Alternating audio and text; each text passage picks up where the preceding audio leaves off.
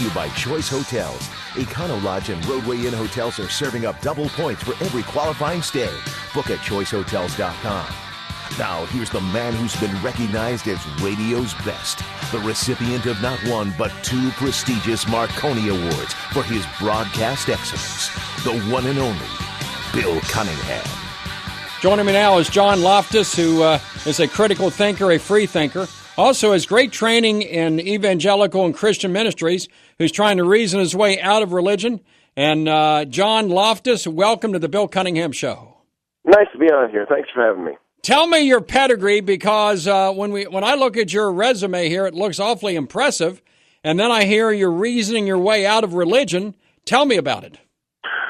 Well, I have a college degree in ministry and three master's degrees in philosophy, theology, philosophy of religion, and then I attended Marquette University and in a PhD program for theology and ethics, which I unfortunately didn't finish. But yeah, I've got a lot of education behind me. At what point did you switch from a believer to a non-believer, and why? Well, first I figured out that the liberals were right, and then I figured that the deists were right, and then I concluded the agnostics were right, and last of all, I figured that the only rational position would be to just simply say, I don't have the evidence to believe at all, and that's when it became just an atheist, a non-believer. Tell me something about your upbringing, because most of us brought up in a certain religion stay with that religion. I was brought up as a Roman Catholic. Of course, I've stuck with Roman Catholicism. I think the philosophy now is great. Wasn't so great a few years ago with the pedophile priests. Wasn't great centuries ago with the Inquisition. Wasn't great when witches were burned and people were disemboweled. But the last several decades, except for the priestly scandals, I think it's a great philosophy, as I feel the same way about Crossroads Church, for example, here in Cincinnati. So tell me about your upbringing and how it taught you what to be as an adult. Well, I was raised Catholic, too, in Fort Wayne. I went to parochial schools, and I remember one of my father priests was teaching a class, and he said, "You watch out for those non-believers. They'll get you if you're not careful." I remember thinking to myself, wow, you got to watch out for them. They're scary people. Yeah. But then, I don't know, it just seems like our whole family gravitated away from church. After that, I guess the whole impetus there was to make sure, we were confirmed in our faith. And once that was over, we became a nominal sort of family. We went to churches all, Mass, and I had a dramatic conversion, in the Jesus movement type of era, the late 60s, 70s, 73 for me, actually. That's when the Jesus movement hit Fort Wayne. It was a little late. And I became, Pentecostal, a tongue-speaking guy, and conservative, kind of a Bible thumper, because it seemed to make more sense to me at the time, and what did I know, of course. But everybody around me was happy, and I liked being happy, and so we sang songs with the guitar, bare feet, long hair, and not a commune necessarily, but just a really close-knit group of people. And, I loved it, and I just started studying my Bible, and I started reading evangelical works like Francis Schaeffer and C.S. Lewis and Josh McDowell, and I thought, wow, there's really a rational basis for what I believe. And right. So I went to college after that, and I wanted to study more about it, and I was, I've always been a rational person. Nothing's changed about that.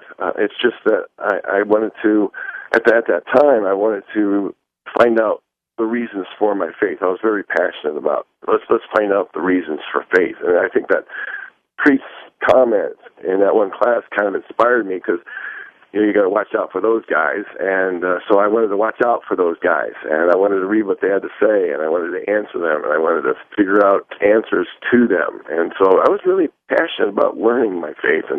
But in the end, my studies ended my faith.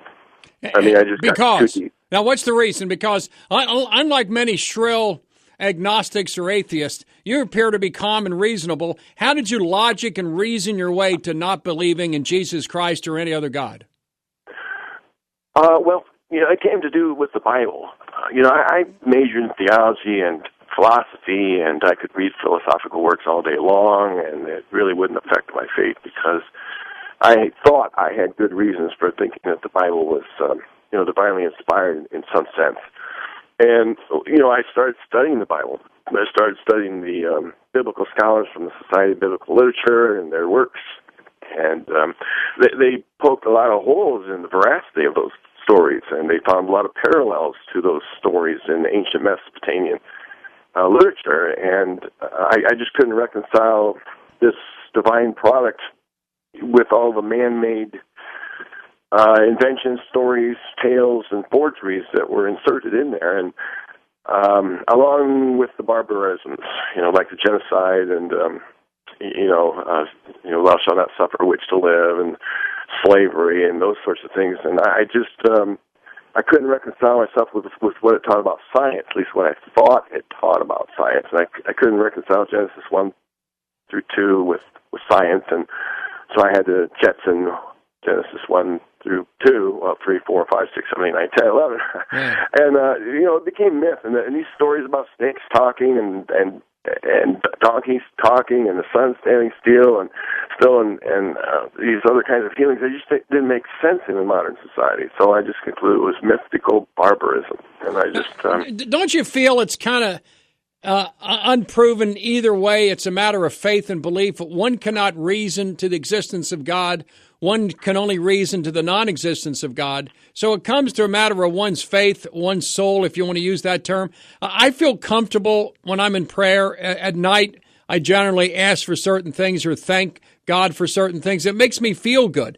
Going to Mass makes me feel good. Every now and then I have little things to confess, but when I go to reconciliation, I kind of feel good. When I come out of church, having received the host, I kind of feel good. You know what I'm saying? It's a positive feeling. Am I wrong in your view? Well, no, you're not wrong in what you said. I can't dispute that you feel good for doing those things. It's just indisputable. You feel good. The question is, so why do Hindus feel good when they bathe in the river Ganges, and why do Muslims feel good when they circle the obelisk? And Pentecostals or like Catholics at Lourdes, they feel good when they, worship at Lourdes, even though I think that out of the millions of miracles that have been claimed there, only 664 have been verified by the Catholic Church. You're more likely to get dead traveling there than you are to get a miracle from there. But feeling goods, they don't count if you want to really know the objective truth. And so none of it happened. Moses, Jezebel, none of it happened with Jesus Christ and the 12 apostles. Crucifixion, death, risen, didn't happen. Everything that everyone's believed for hundreds of thousands of years in a God, they're all wrong, and you're right. Well, I'm not the only one that says that. There were early Christians, early Christianities that died out. They had different views of the resurrection, and that Jesus didn't rise bodily, for instance. He rose from kind of an ethereal, spiritual realm. There have been Christians down through the centuries who've adopted a view here of mine or a view there of mine. And I do think that there are some kind of things that the Bible tells us that actually could have happened. I can't, off the top of my head, name one, I guess. For instance, the city of Jerusalem, it mentions the city of Jerusalem. It exists. It talks about the Pool of Siloam. That exists. Archaeology has found that. The Mount of Olives, it exists. And that people back then had certain names that were common. And there's certain kinds of things that we can know about, history from the Bible, but we have to use our critical faculties and ask ourselves, well, now, can it be corroborated by, external sources, and is there archaeological support for this, and stuff like that? Well, isn't it better to live your life as if there's a God to find out there is not one, as opposed to living your life as if there isn't a God to find out there is one? Well, now, it might depend on which God. I'm pretty sure you know about the ISIS massacres going on over there.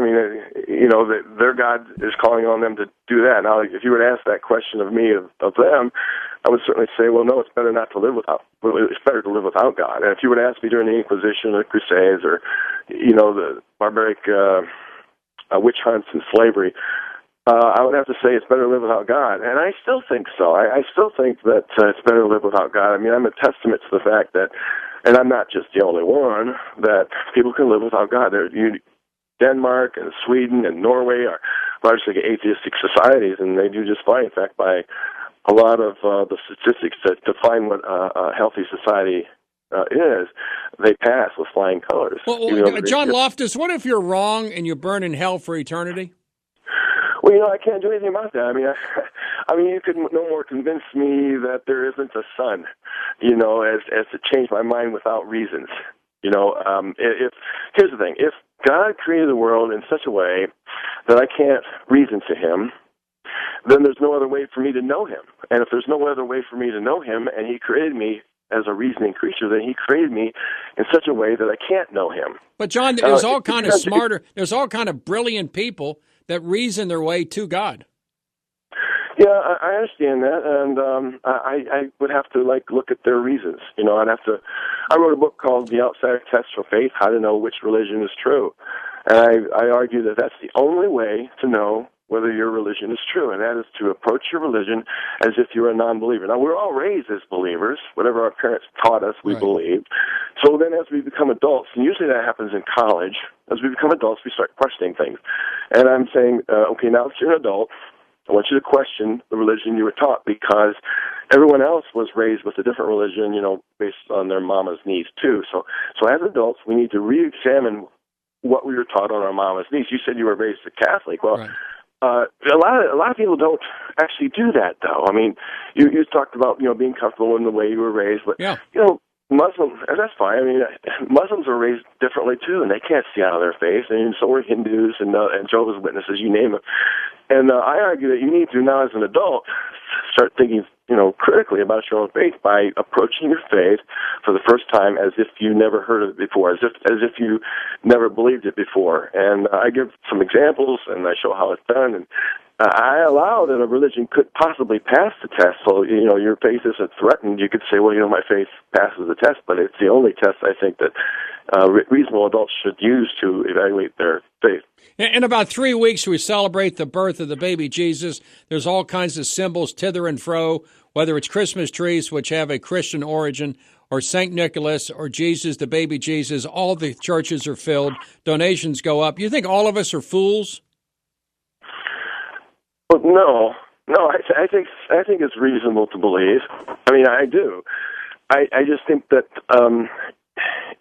going deeper than that, I think it's faith. That faith is the problem, and I wasn't a fool when I believed. Let me just go back there.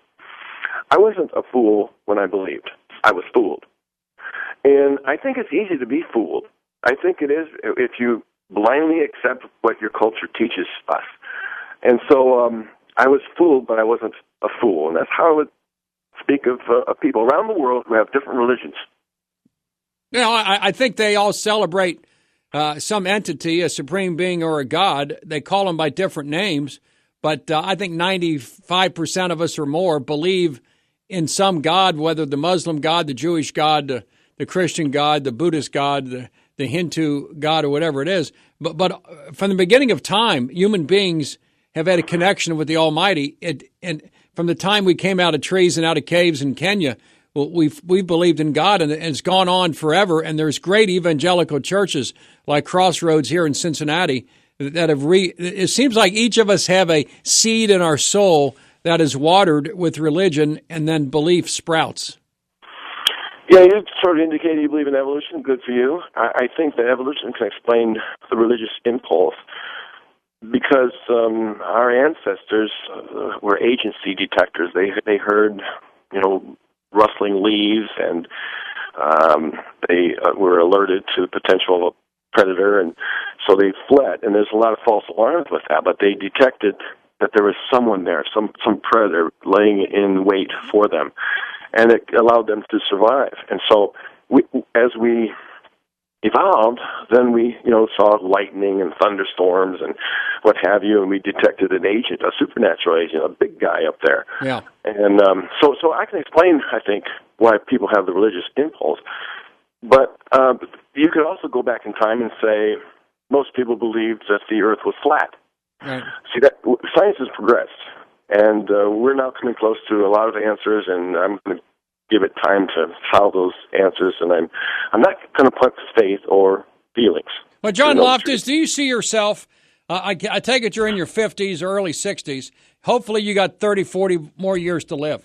Do you see yourself coming back around?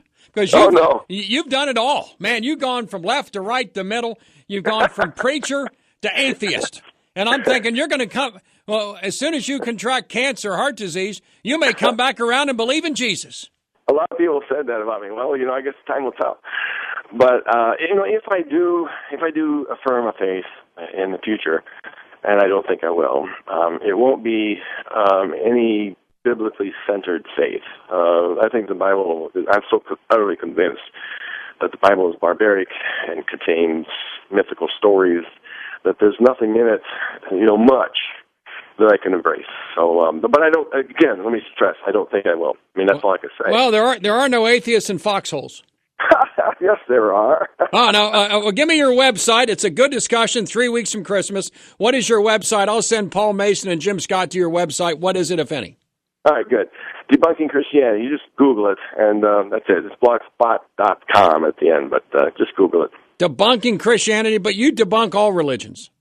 Well, yeah, my focus, of course, is what I know best, and I know Christianity best. And my recent book is called Christianity is Not Great, How Faith Fails. And in that massive book, I've gotten a lot of different scholars to write chapters for me, and I write some myself, highlighting the harms that Christianity has caused and is causing in the world. The thesis of the book is based on what Jesus supposedly said when he said, by their fruits you shall know them. And what we're doing is we're testing that hypothesis of the church down through the centuries. And if you can't find... Yeah, go ahead. Well, John Loftus, I'll say this. I will pray for you tonight that you do not burn in hell for eternity. Thank you so much. I have a friend. He's from Alabama, conservative Baptist, and I mean we're good friends. And he says, "Son, I tell you what, I know you're an atheist, but when it comes to the pearly gates, I'm gonna tell Jesus you're okay." I'll do it, John Loftus. I'll do the same thing. All right, good. I'll say, "Come on in. You're not going to burn in hell. At the moment of death, you will embrace Jesus Christ and be washed in His blood, and you will walk into the pearly gates, and I'll walk with you." Okay, but if you have such compassion, why doesn't your God? I think He does. Well, then we'll see. But like I said, it won't be any biblically centered faith. There won't be any faith at all. I think faith is irrational. And John Loftus, Merry Christmas. Thank you. Merry Christmas to you. Let's continue. Billy Cunningham, the Great American, live with you every Sunday night.